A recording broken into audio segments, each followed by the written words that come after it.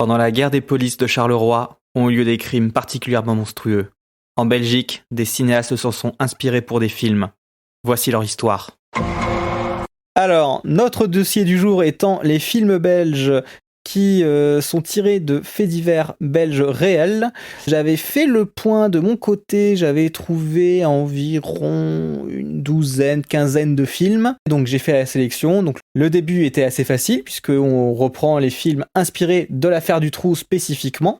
Et pour ça, j'en ai trouvé deux, pure fiction, réalisés par Marianne Handwerker et Blue Belgium, réalisé par Rob Van Eyck. Pour les deux autres films, donc tirés d'autres faits divers, j'ai cherché, j'ai tâté. Il y en a un qui était assez évident, qui est Animal de Nabil Ben Yazir. Et on a trouvé aussi un film d'horreur tout récent, mégalomaniaque, réalisé par Karim Welhadj. Je sais pas comment on prononce exactement, c'est Welhadj peut-être, hein. Bon bref. Désolé, Karim, si vous nous écoutez. Mais d'abord, petit point, on ne va pas parler dans ce podcast de Bullhead de Michael R.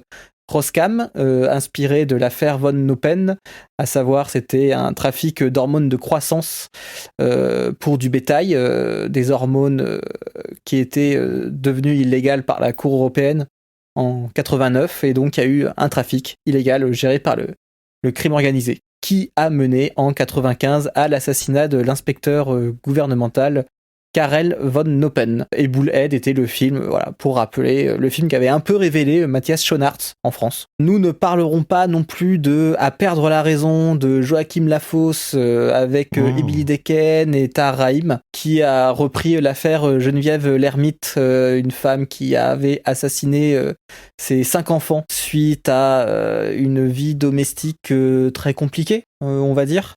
Nous ne parlerons pas non plus l'usage des vivants de Pauline Fonny, un court-métrage documentaire sur Semira Adamu, une Nigériane de 20 ans qui était en situation plutôt irrégulière et qui a été tuée par un policier avant son expulsion.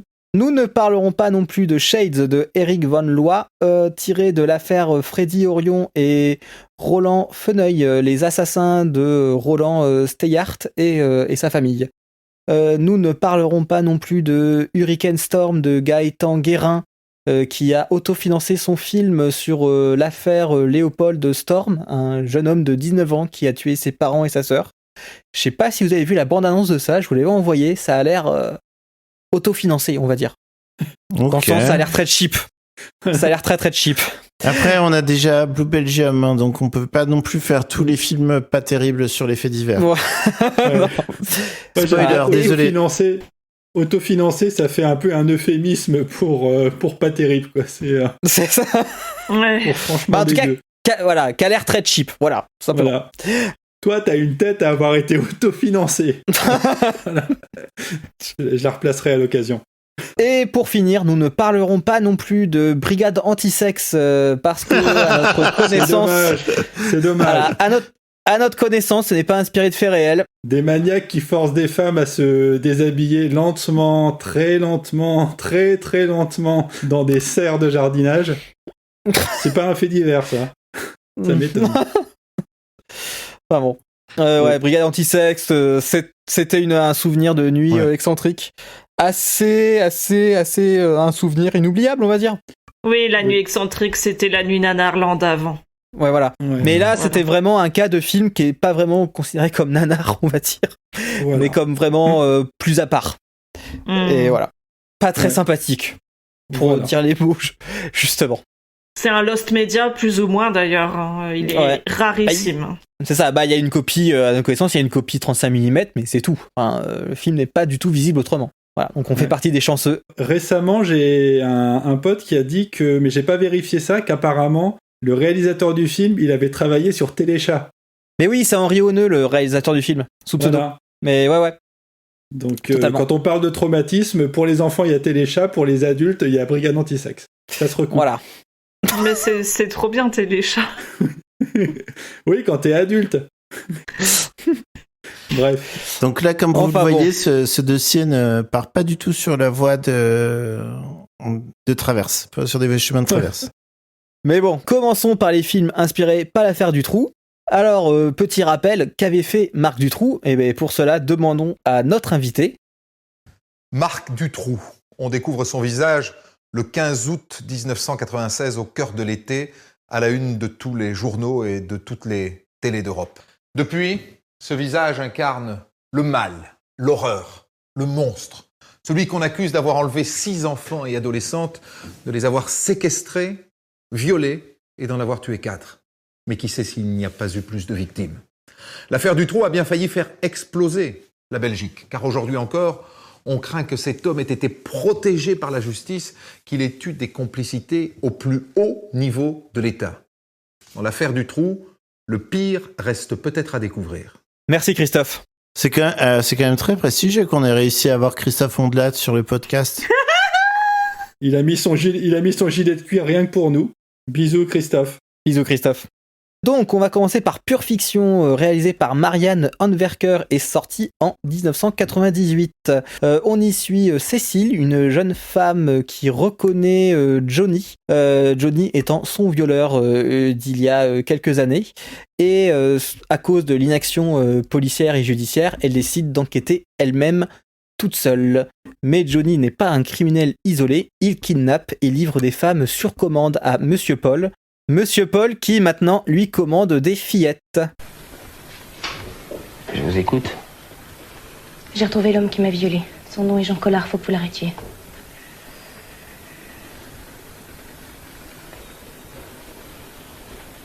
Vous avez entendu ce que j'ai dit ? J'ai retrouvé mon violeur.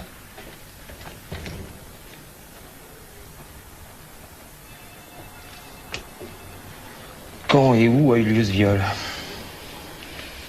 Vous avez tout ça dans ma déposition, dans le dossier. Écoutez, il faut faire vite, je suis huilée, mais il faut qu'on y aille maintenant. Calmez-vous, s'il vous plaît.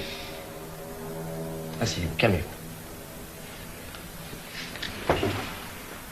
Jean Collard. Quand et où a eu lieu ce viol ?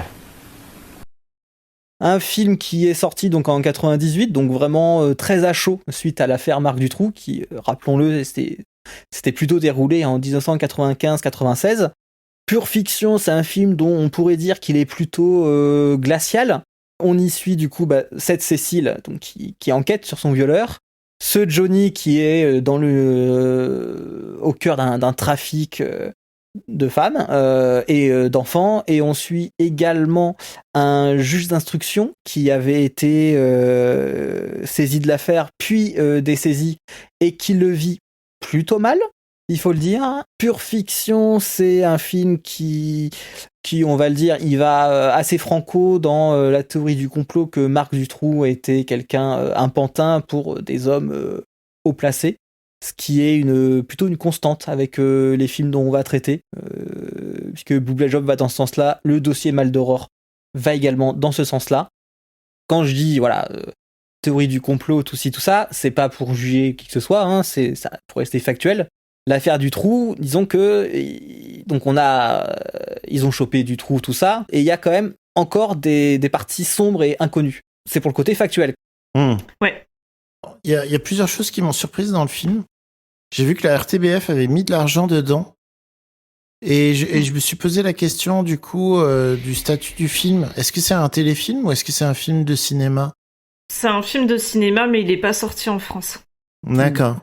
Parce que en fait, je me posais la question dans le sens où, en fait, j'imagine pas du tout France Télévisions mettre de l'argent dans un film qui tomberait dans les théories complotistes les plus fortes, en fait, sur la protection dont il aurait pu bénéficier ou des choses comme ça. Le film est vraiment très très complotiste. À tel point que, par exemple, en fait, je pense qu'on peut peut-être directement évoquer Blue Belgium parce que je trouve que les deux films sont intéressants en comparaison. Je peux carrément présenter Blue Belgium. Donc, Blue Belgium, c'est un autre film réalisé. Alors, j'ai pas précisé, mais Pure Fiction est un film wallon. Blue Belgium est un film flamand, mais tourné en anglais, a priori. Blue Belgium, voilà.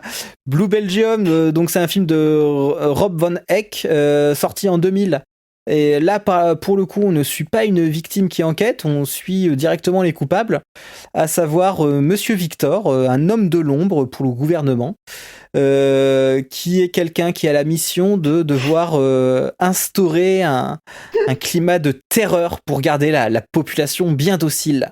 Alors que il avait préparé un attentat, mais qui n'a pas été oufissime, hein, parce qu'il n'y a eu que 8 morts, donc c'était nul. Chiffre très décevant. Il trouve une idée plutôt géniale, à savoir organiser le kidnapping et la chasse de jeunes femmes. He shall have full discretionary power to do whatever he feels necessary to dip this nation into a nightmare. He will instigate ultimate fear. Fear to go to their petty jobs. Fear to go to sleep at night. Angst für die Angst.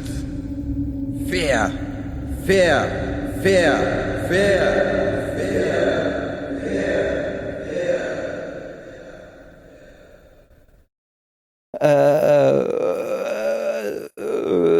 C'est un film de qualité. De qualité qualitative. Qualité très peu subtile. Qualité autoproduite. Autofinancée. Ouais, bah, qualité plutôt putassière, on va dire. Ça sent bon les feuilletons, enfin plutôt les téléfilms de troisième partie de soirée qui se passe dans la nuit. On va avoir des trucs plutôt cracra. Parce que alors, le titre c'est Blue Belgium avec des noms qui ne sont pas du tout des noms de personnes existantes, mais quand même au générique c'est annoncé fièrement The Dutroux Connection.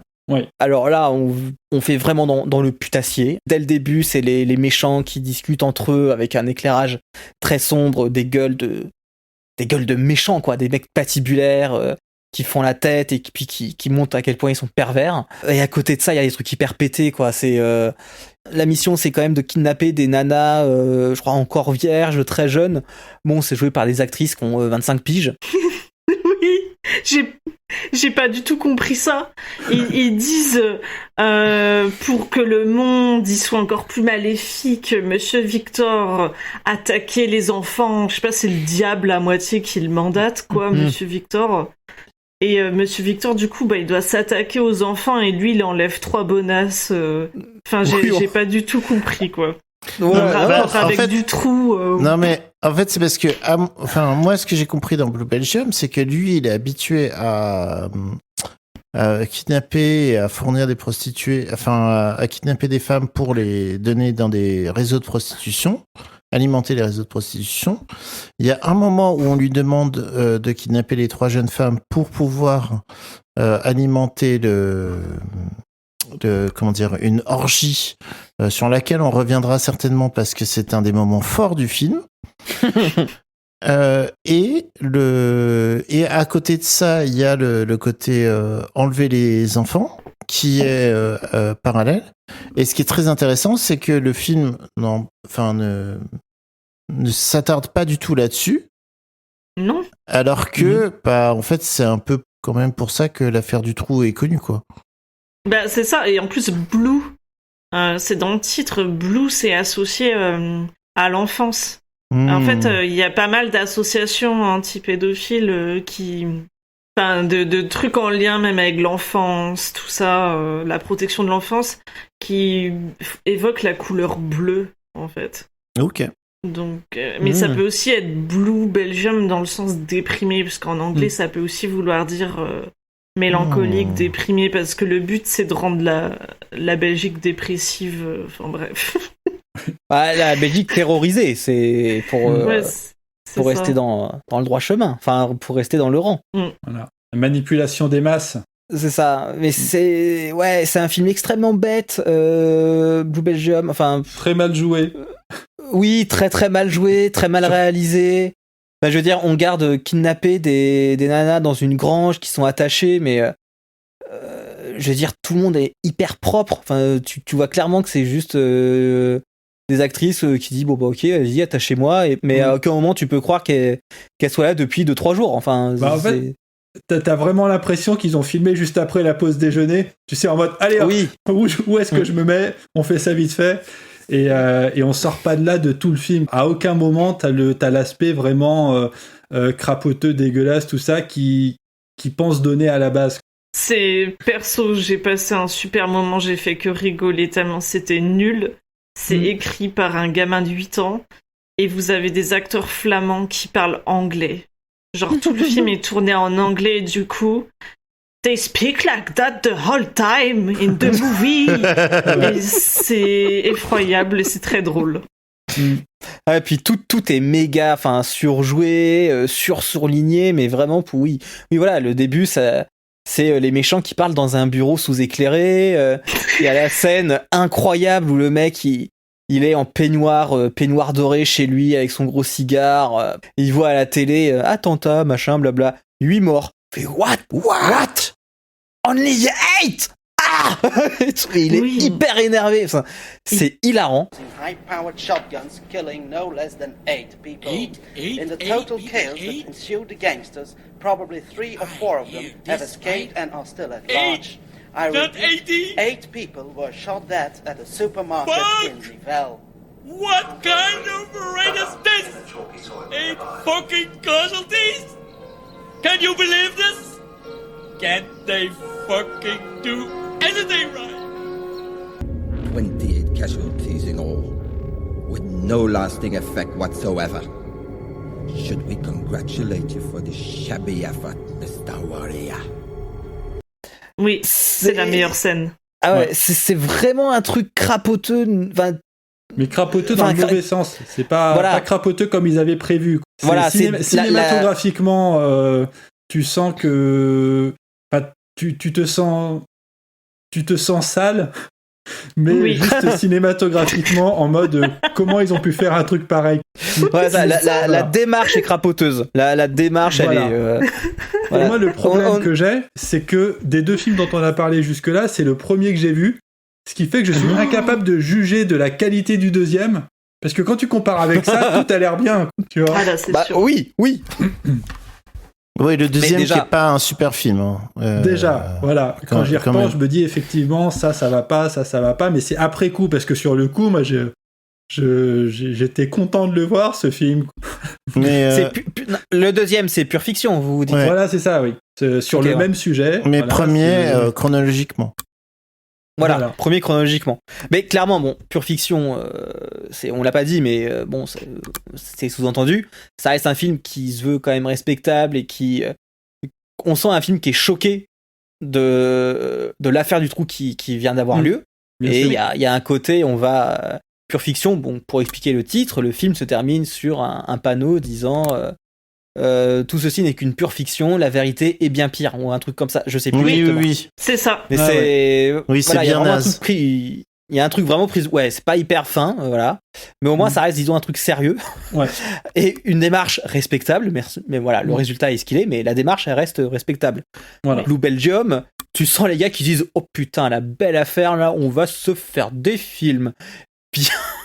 Parfait pour choquer qui veut voir ça. En fait, tu sens limite le film qui essaye de faire un mix entre l'affaire du trou et C'est arrivé près de chez vous. Voilà. C'est un film d'exploitation, on va dire. Ouais. On va surfer sur le truc du moment. Voilà. Ouais, mais littéralement d'exploitation. Voilà, à la limite, moins ça sera cinématographique, plus ça fera vrai, plus ça fera. Et au fait, ça marche pas du tout. T'es même pas sûr qu'ils soient arrivés à ce niveau de réflexion sur leur film. Clairement, c'est un film qui a pas les moyens de ses ambitions, mais qui veut donner l'air qu'ils y croient totalement. Et c'est un film dont on trouve très très peu d'infos. Hein. Donc, je veux dire, aujourd'hui, le casting, si on retrouve les acteurs, moi, j'aimerais bien avoir leur avis. Qu'est-ce que vous pensez du truc fini ? Est-ce que vous saviez que sur le tournage, c'était pété ? Parce que j'imagine bien qu'il y en avait un ou deux qui se demandaient ce qu'ils foutaient là. Ouais. Mais ouais.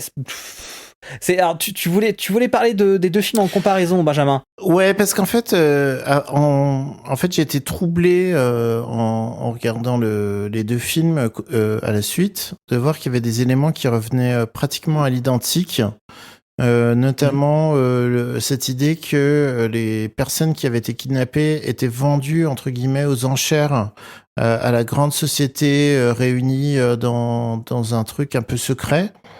Dans Pure Fiction, c'est les petites filles qui sont vendues dans ce truc-là et qui sont soumises chimiquement. Enfin, elles sont droguées pour ne pas se rebeller. Et la scène est entre guillemets un petit peu sérieuse dans ce qu'elle représente, dans le sens où les gens sont bien habillés, la maison dans laquelle ça a été tourné a l'air quand même d'être une maison qui a un certain budget. Dans Blue Belgium, on a un peu la version discount de cette scène-là, puisque c'est tourné dans un appart qui a l'air miteux, avec des assiettes de charcuterie premier prix posées sur des trucs en aluminium. Enfin, il y a vraiment rien qui va dans cette orgie, quoi. On se dit que le budget du gouvernement belge n'est vraiment pas bien élevé pour faire des orgies comme ça, quoi. Oui. Un peu sérieux quand même. Et il y a une espèce de tombola qui est organisée pour gagner les filles. Tombola vraisemblablement truquée d'ailleurs, parce que c'est Victor qui finit avec la femme, et d'ailleurs qui finit par devenir, juste après en fait on apprend qu'il devient ministre, et on retrouve la jeune femme, premier ministre, et on retrouve la jeune femme à ses côtés, quoi. Donc il y a un côté en fait il y a un côté dans Blue Belgium où sur certains points j'ai l'impression que le réalisateur il a regardé Pure Fiction comme matériel de documentation, en fait, et il s'est dit il faut que j'augmente la barre, en fait. Ouais. Il faut que je monte le truc. Ouais. Il n'est pas allé assez loin.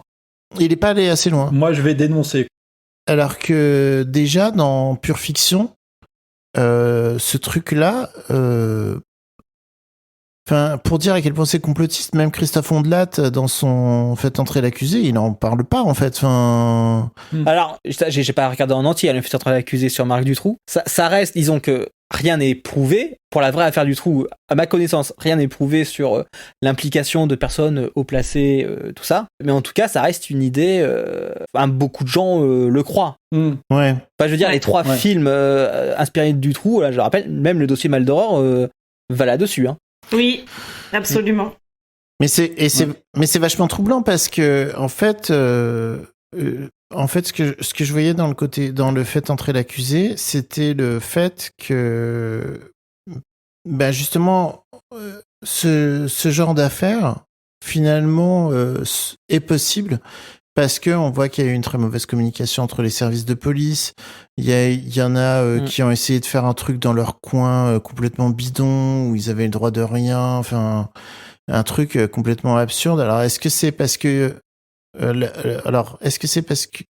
tout cas dans le Fait entrer l'accusé, ils disent que c'était parce qu'il y avait une ambiance de guerre des polices et que du coup ils voulaient faire un gros coup en menant le truc de leur côté. Évidemment, si alors il y avait une réforme qui était prévue qui allait fusionner les 3 corps de police. Donc il y avait la gendarmerie nationale, police judiciaire et je sais plus laquelle. Et mais donc du coup, donc en fait les 3 corps ne se boycottaient. Ouais, ils se faisaient un peu, se boycotter quoi. Ils bossaient plus ensemble. Donc il y a cet aspect-là, et ça je trouve que c'est hyper intéressant. Pareil, la scène qui est décrite dans le Fait entrer l'accusé, où on voit que les policiers avaient trouvé le truc de on avait trouvé la ferme de Marc Dutroux, ont entendu les gamines, mais on pensait que c'était à l'extérieur, et sont repartis. C'est glaçant, et ça c'est un très bon matériel pour un film d'horreur. Et par contre, à la place de ça, on a dans les 2 films cette idée qu'il y a une jeune femme qui a échappé à Dutroux et qui, face à l'inaction de la justice, mène l'enquête de son côté. Et ça, honnêtement, je sais même pas à quoi ça fait référence. Alors, ce que je me suis dit, c'est que effectivement, Marc Dutroux avait été condamné quelques années auparavant pour une affaire de viol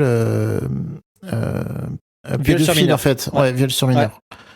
Donc, de quoi est-ce qu'ils sont partis ? Est-ce qu'ils sont partis du fait qu'il y aurait une victime qui, derrière, aurait enquêté sur Dutroux, mais en même temps, dans les 2 cas, en fait, elle tomberait par hasard sur l'identité, mais là, c'est pas par hasard, puisque... Enfin bref, il y a un truc qui va pas.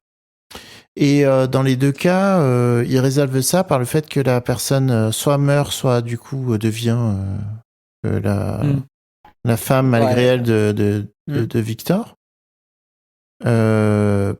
Histoire de dire, bah voilà, c'est la raison pour laquelle elle a pas témoigné. Mais c'est pareil, je trouve qu'on sent qu'il y a une surenchère dans la stupidité, entre guillemets, dans le sens, déjà, la meuf qui mène l'enquête toute seule, et qui est bien pushy quand même, hein, puisqu'elle va voir le juge d'instruction, alors qu'il est en train de se faire opérer, il a un tuyau dans la gorge, il peut plus respirer, il fait « vous vous souvenez, ça faisait 5 ans, vous aviez abandonné le truc, faites quelque chose, quoi. Bon, désolé, je vous laisse guérir. Bon, allez, je m'en vais. »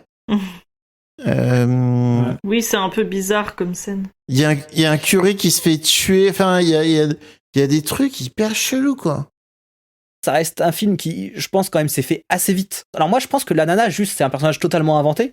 Oui. Et justement, en plus, elle disparaît complètement à la fin du film. On va pas dire comment, mais de façon malheureuse. Mais ouais, c'est vraiment un film qui va dans la théorie de... Il y a des personnes haut placées qui ont entravé l'enquête. Je veux dire, le juge d'instruction malade, enfin mourant carrément, c'est quelqu'un qui est extrêmement triste parce que, d'après ce que j'ai compris dans le film, c'est quelqu'un qui allait trouver des choses, mais que l'on a empêché. Et il est en fait frustré qu'on lui ait retiré une affaire de façon injuste. Comme ça. Je sais pas si vous l'avez vu comme ça. Moi, je l'ai vu comme ça en tout cas. Honnêtement, même, j'ai peut-être rien capté, hein. Mais Pure Fiction, moi, je l'ai regardé comme un film qui s'inspire de l'affaire Dutroux, mais pas qui est un biopic de Dutroux. Pour moi, c'était un film très inspiré de l'affaire, mais ils évoquent pas le nom de Dutroux ni rien. Non. Et j'ai même pensé, en fait, à d'autres affaires encore que Dutroux, et même à une affaire française qui... quand j'ai su son existence, on va dire que ma vision du monde a un petit peu changé. Là, par contre, c'est sur quelque chose de vraiment sourcé. Je suis pas en train de dire n'importe quoi. Il y a eu une émission Affaires sensibles, donc de France Inter, sur une affaire qui a eu lieu à Apoigny, à côté d'Auxerre. L'épisode, c'est Apoigny 84. Je vous conseille vraiment de l'écouter, mais vous allez peut-être pas vous en remettre tout à fait. Parce que c'est une histoire de femmes qui ont été enlevées pour des sévices sexuels comme ça, et tout était tarifé, genre 5000 francs pour lui faire une brûlure de cigarette. Il y avait un menu, en fait, où tu pouvais faire un peu ce que tu voulais à la fille. Et en fait, il y en a une qui s'est échappée. Donc, c'est un témoin, quoi, qui est bien vivant. Et on lui a dit, tu vas disparaître comme toutes les autres. Voilà. Et en fait, elle avait pris le carnet d'adresse du mec en partant. Et donc, il y avait tous les noms des mecs qui passaient, quoi, au trafic de meufs. Et en fait, le carnet, il a été mis sous scellé et tout. Parce que c'était une preuve, quoi, qu'il y avait... Et le carnet, il s'est fait arracher 2 pages, et après, le carnet, il a disparu. Enfin, du coup, c'est un truc de malade, parce que les gens qui ont accès au scellé ne peuvent qu'être assez haut placés, disons. Enfin, et du coup, il y a eu tout un truc comme ça, et apparemment, il y a même des liens qui n'ont pas été tout à fait confirmés avec Émile Louis. Carrément, quoi. Donc, Émile Louis, c'est pas juste un chauffeur de bus. Enfin, bref. Après, pour Émile Louis, c'est une partie plus incertaine. Mais il fréquentait des gens qui étaient liés à cette affaire d'Apoigny. Donc, c'est pour ça, bref, du coup, Pure Fiction, je l'ai vu comme un truc qui s'inspirait de plusieurs affaires à la fois. Peut-être pas d'Apoigny, forcément, mais je l'ai pas vu comme un film sur Dutroux exclusivement, et j'ai trouvé que c'était beaucoup plus empathique et beaucoup plus crédible que Blue Belgium dans un sens. Oui, après, voilà. tout est plus crédible que Blue Belgium, et tout est plus empathique que Blue Belgium. Oui. C'est un film qui, potentiellement, on lui trouve plus de... Peut-être pas d'excuses, mais d'explications que Blue Belgium. Où là, c'est vraiment du crapoteux pour le crapoteux et pour faire un truc qui choque et qui finalement est juste ridicule sur un sujet où normalement la simple évocation ça devrait t'évoquer des choses qui te saisissent d'effroi, et au fait c'est tellement raté sur tous les plans que finalement ça il y a rien qui en ressort, à part on finit par rire du film parce que c'est vraiment trop grotesque par rapport à ses ambitions. Une dernière chose que je voulais évoquer, c'est qu'au fait, ces films-là, il y a ces deux films, au fait, et j'ai l'impression que quelque part au milieu, peut-être plus du côté de Pure Fiction que de Blue Belgium, même carrément plus du côté de Pure Fiction, j'ai l'impression de retrouver l'esprit un peu des derniers films de Jean-Pierre Mocky. Où au fait, il voulait tout le temps parler, son idée fixe, c'était de dénoncer des problèmes de pédophilie, des problèmes de trafic d'êtres humains, et le souci, c'est qu'il y allait tellement bille en tête, mais en même temps, avec un manque de moyens flagrant et certains comédiens très approximatifs, que finalement, ça tapait toujours à côté. Il voulait faire son film, il a voulu plusieurs fois faire un film qui dénonçait la pédophilie dans l'église, ou alors les perversions des notables qui sont protégés par l'État. Il a essayé parfois de le faire sous forme de la comédie noire, il a essayé de le faire sous forme de films vraiment sombres, et c'est des films qu'il a réussi à faire dans les années 80, mais il était toujours dans cette obsession de faire ces films-là, de faire les films qui allaient déclencher quelque chose, qui allaient mettre au grand jour les grands crimes de notre époque, que finalement, dans ces derniers films, ça tapait systématiquement à côté. Et voilà, j'ai un peu retrouvé cet esprit dans ces films-là. Il y a malheureusement une maladresse qui fait que la cible n'est pas atteinte, quoi. Eh bien, j'ai entrepris une deuxième enquête, aidé d'un seul collaborateur, à l'insu de mon supérieur. Garçon, on enquêtait principalement en dehors des heures de travail, comme ça. Eh bien, j'ai fini par mettre la main sur une cassette. Je vous dois combien ? Je ne dois pas vous faire un dessin sur ce qui s'y trouvait filmé. Je tenais enfin la preuve matérielle de la mise à mort d'un enfant. Je suis allé porter cette cassette à qui de droit, en exigeant qu'on reprenne le dossier là où on l'avait laissé. Et vous savez quoi ? Quelque temps après, j'ai reçu un message téléphonique qui m'intimait l'ordre d'arrêter mon enquête, d'oublier tout ce que je savais, tout ce que j'avais vu, sinon j'allais mourir. À la belge, bien sûr, par accident, bah oui, tout simplement. Et le pire, c'est qu'on me promettait, avant,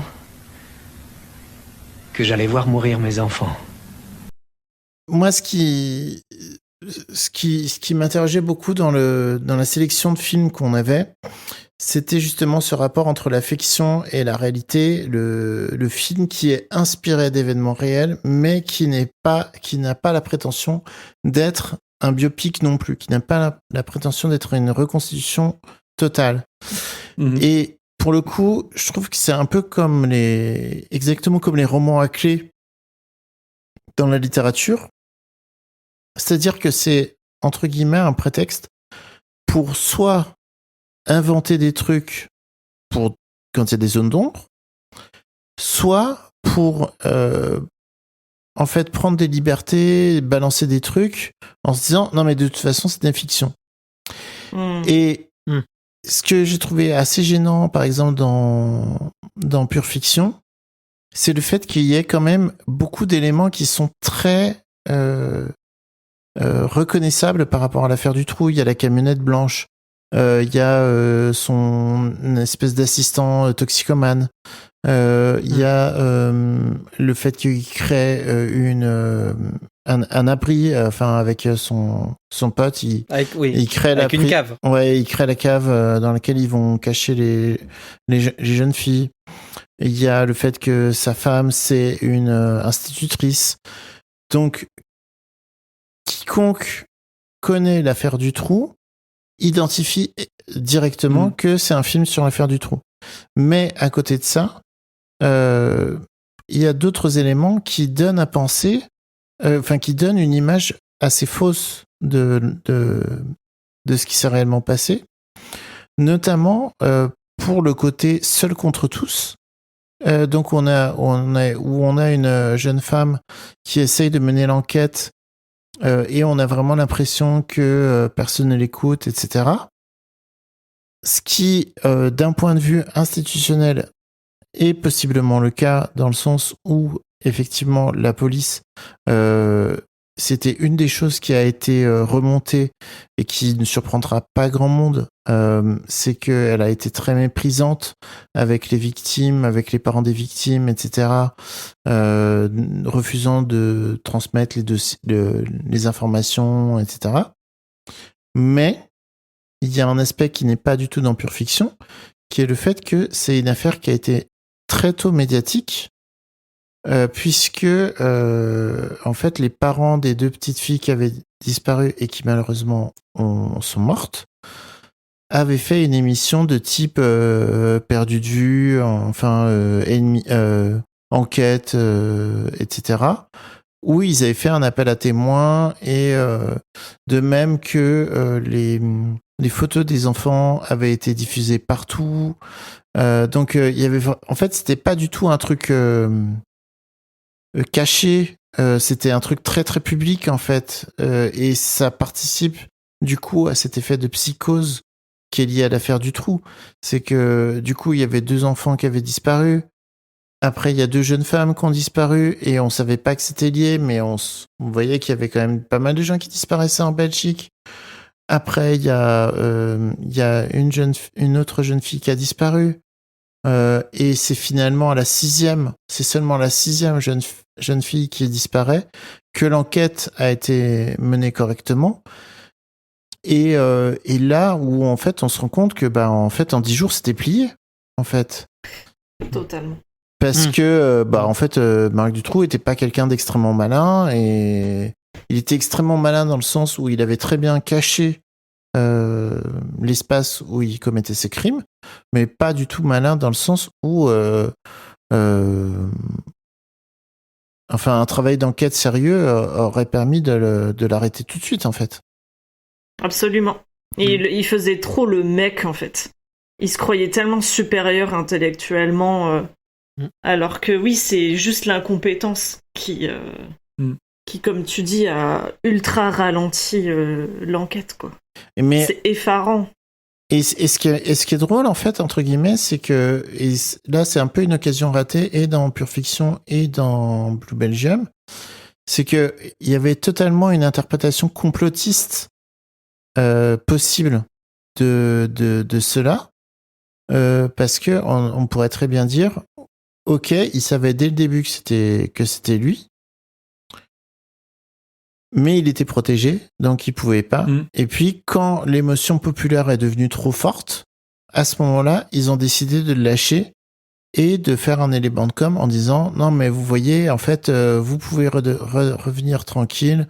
En fait, on vous protège, etc. » Et là, ça aurait été... Je pense que ça aurait été très vicieux, en fait, et très intéressant, en fait, comme interprétation. Là, pour le coup, ça aurait été vraiment exploit cradingue. Alors que là, en fait, ça fait juste complotisme un peu bête, dans le sens où, dans le fond, on a l'impression que, de mon regard très très éloigné, c'est pas du tout ce qui ressort de l'enquête, en fait. C'est juste qu'ils étaient nuls, quoi. Mais c'est vrai qu'en plus, il y a une vidéo qui traîne sur Internet où on voit un présentateur de la télé belge qui présente la diffusion du film.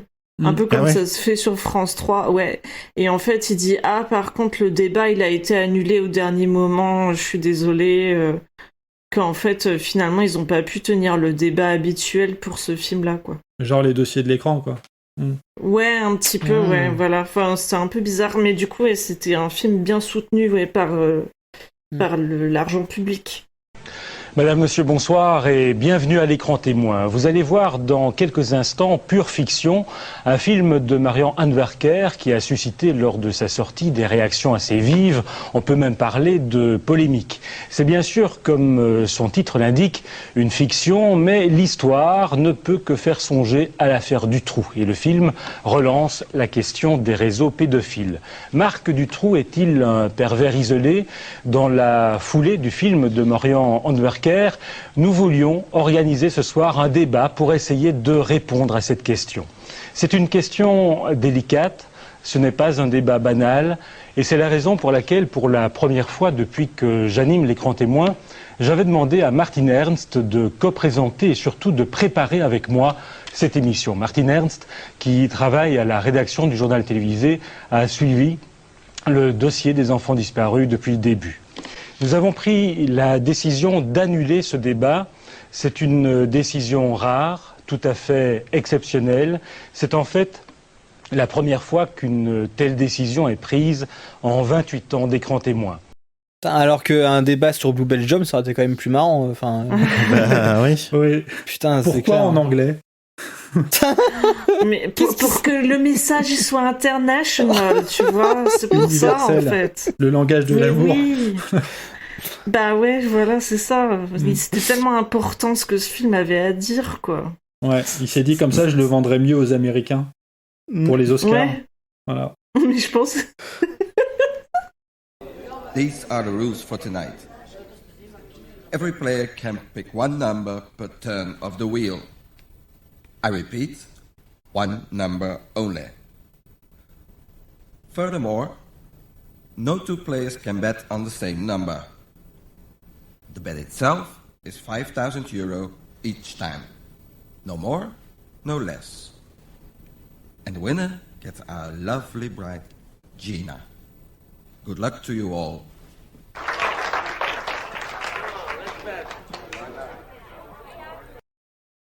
Une petite anecdote à propos de Pure Fiction, Oui. c'est le tout premier film avec Lubna Azabal, une actrice belge Oui. très talentueuse qui croit... Alors, j'ai pas exactement compris où est-ce qu'elle était dans le film, mais je pense que c'est la jeune femme qui se fait kidnapper et violer en tout début. C'est une super actrice. Ouais. Elle a joué l'année dernière dans Rabia, où elle faisait un personnage inspiré de Fatia Medjati, alias Oub Adam, qui est la femme la plus redoutée de Daesh, paraît-il. Bon, elle jouait une femme qui gérait une maison où étaient séquestrées des jeunes filles enrôlées dans Daesh. Et Lubna Azabal, elle a quand même un gros charisme, et pour jouer des personnages glaçants, elle est très forte. Oui. Mais si je cite qu'elle joue exactement qu'elle est dans Pure Fiction, c'est que pour dire aussi qu'elle a un tout petit rôle dans le dossier Mal d'Aurore. Voilà, elle a 2 petites scènes, vite fait. Donc voilà. Ah d'accord, bah ouais, ça se recoupe du coup. Ça se recoupe. Je voulais te poser la question, Paul. Du coup, toi, tu l'as vu, le dossier Mal d'Aurore. Est-ce que tu veux en parler maintenant, peut-être? Non, je peux l'évoquer maintenant, mais alors Lucie aussi l'a vu. Ouais, je l'ai vu aussi en festival. Ouais, parce que j'étais curieux en fait de savoir si c'était quand même un peu mieux. Alors c'est clairement mieux que les derniers Duvels. Je dis ça, j'aime beaucoup Duvels, j'aime beaucoup ses films, mais je trouve que les derniers c'était pas trop ça, pour être poli. Mais le dossier Mal d'Aurore, non, c'est vraiment son film le plus ambitieux, clairement. Oui. Et c'est un truc, ça ressemble vraiment à un film de Duvels, à savoir il concentre beaucoup de choses sur son personnage principal, qui est un mec inventé, l'histoire d'un jeune gendarme très idéaliste et dévoué qui enquête à fond. Alors, c'est inspiré librement de l'affaire Dutroux, mais il y a vraiment énormément de détails communs. Le coup le personnage principal, justement, moment va fouiller dans la cave, entend des chuchotements. On lui dit non, mais c'était dehors et tout ça, donc vraiment ça c'est repris tel quel. Mais non, c'est un chouette film, et puis ça parle beaucoup aussi, un peu comme fait Pure Fiction sans vraiment le dire, mais de la psychose collective qu'il y avait eu. Ce que je veux dire, on demande à des Belges qui étaient enfants à l'époque, je veux dire, Marc Dutroux c'était le croque-mitaine de. C'était ça faisait flipper tout le monde, quoi. Je veux dire. Puis oui, il parle aussi beaucoup des dysfonctionnements entre les polices, tout ça, qu'on menait à des aberrations, à des drames, mais vraiment exécrables, quoi. Mal d'Aurore, il est plus fidèle à l'affaire Dutroux que Pure Fiction, clairement. Oui, c'est très documenté, Mal d'Aurore, pour le coup. Là, c'est fait plus à froid, bien plus, c'est fait 30 ans après. Donc non, là beaucoup de recherches, tout ça, c'est pas fait dans l'émotion du truc. Ça peut raviver une émotion en Belgique, j'imagine. Est très très fort. Le personnage principal est incroyable. Ça, c'est la grosse force du film, c'est clair. J'ai beaucoup aimé aussi, c'est sûr.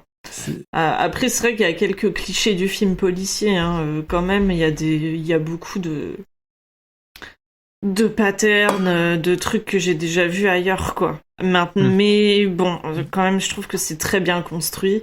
Ce qui est inhabituel un peu chez Duvels, enfin, c'est un cinéaste, je trouve, qui a beaucoup d'idées, mais qui parfois se perd dedans, quoi. Mais pour lequel j'ai quand même de l'affection. Et là, pour le coup, il a servi un film vraiment très bien structuré, très efficace, et qui marchera avec un plus large public. Ça, c'est clair, comparé à ce qu'il fait d'habitude. Et puis, dans le dossier Maldoror, il y a une super scène où Sergi Lopez chante du Claude Barzotti. Ah putain, c'est vrai. Et il a la classe. Il faut le dire. Ah, vous aviez ma curiosité, maintenant vous avez mon attention, monsieur. Je pense à vous, madame. Souvent je vous revois, madame. Je suis heureux, j'ai des idées. Et peut-être demain, vous me prendrez la main. Souvent je pense à vous, madame. Souvent je vous revois, madame. Ne me dites pas de m'en aller. Là, et peut-être aussi à dire sur d'autres œuvres qui reprennent Marc Dutroux. Il y a eu Pauline Beugny, donc que je ne connais pas, hein, mais qui a réalisé un documentaire il y a très peu de temps qui s'appelle Petite. Et en fait, le documentaire, d'après ce que j'ai compris, elle va interroger des gens qui aujourd'hui sont adultes, mais qui étaient enfants au moment de l'affaire Dutroux, et donc qui ont été très vite confrontés à ce truc-là, ce truc-là étant une espèce de une dimension mauvaise de l'humain, assez démesurée, et puis aussi une espèce de médiocrité en fait sur la médiocrité, sur les dysfonctionnements qu'il y a eu, qui ont empêché l'enquête. Ouais, pour aller dans les clichés, c'est dans les clichés linguistiques, c'est un peu la perte de l'innocence trop tôt, quoi. Oui, voilà, c'est ça, ouais. Voilà. Ouais, et puis la peur que ça devait être. Et il y a aussi une série qui s'appelle Ennemi public, qui est inspirée de l'affaire Dutroux, qui est disponible sur Netflix, que je n'ai pas vu. Voilà, Netflix, on sait que ça va être subtil. Leur approche du true crime, en général, c'est toujours très sobre. Du true crime. Ouais. Du true crime. Je suis désolé, c'est les nerfs. Ou voir les films dont on a parlé. Pure Fiction, je vois sur Just Watch qui serait dispo sur Prime Video. Ah ah. Il est sur une plateforme chelou aussi. Ouais, on va pas faire la pub. non. Oui, voilà. Il est sur une plateforme d'un mec connu. Son nom c'est un chiffre. Bref. Blue Belgium, lui, est disponible en DVD chez Zeno Pictures, une boîte d'édition belge. Fin de l'évocation des films inspirés par l'affaire Dutroux. Merci pour votre écoute et vous pouvez suivre la suite du dossier très prochainement ou dès maintenant si vous n'écoutez pas ce podcast dès sa mise en ligne. Bonne prochaine écoute, à bientôt.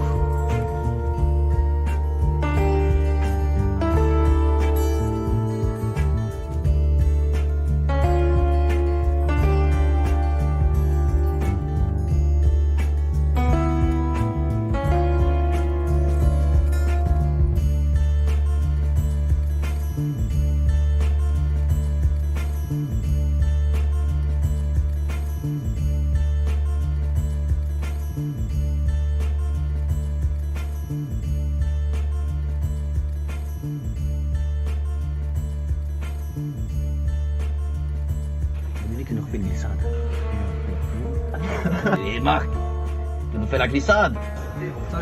Aïe, hein. Et Marc Dutroux.